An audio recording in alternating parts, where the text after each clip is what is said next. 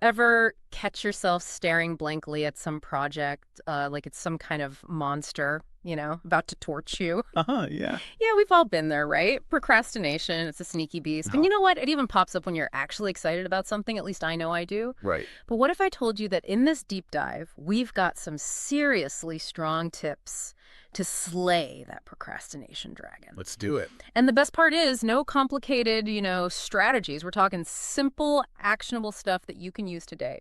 You ready to kick procrastination to the curb? Absolutely. Let's go. All right.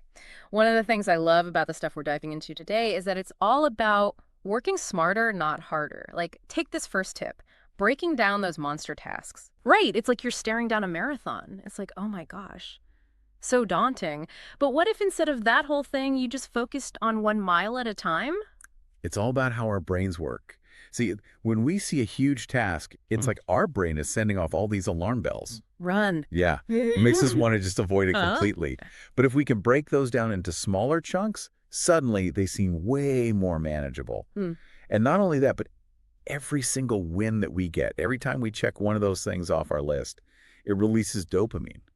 And that's that feel-good chemical that our brain produces that makes us want to keep going, keep the momentum up. It's so true. It's the difference between like facing that mountain of laundry Oh, and yeah. just telling myself, okay, I'm just going to match socks today. Right. And then, hey, maybe I'll fold a shirt or two. Small victories. Exactly. Small victories. And you know what? Yeah. This goes right into the next couple of strategies that we can use.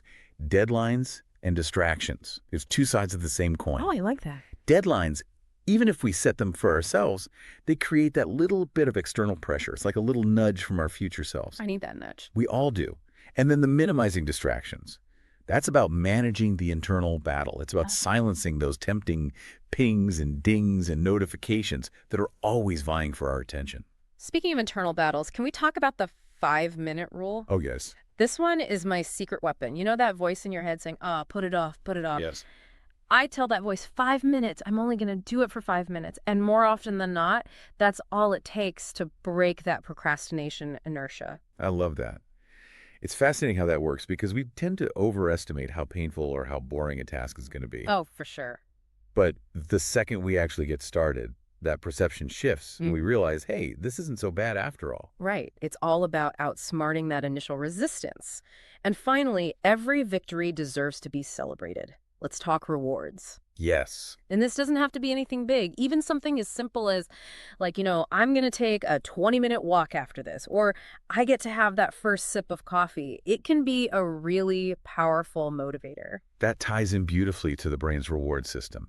Yeah. Because every time that we reward ourselves for a task that's been completed, we're reinforcing that behavior. We're actually making it that much more likely that we're going to repeat that positive thing in the future. So we're training our brains to be more productive.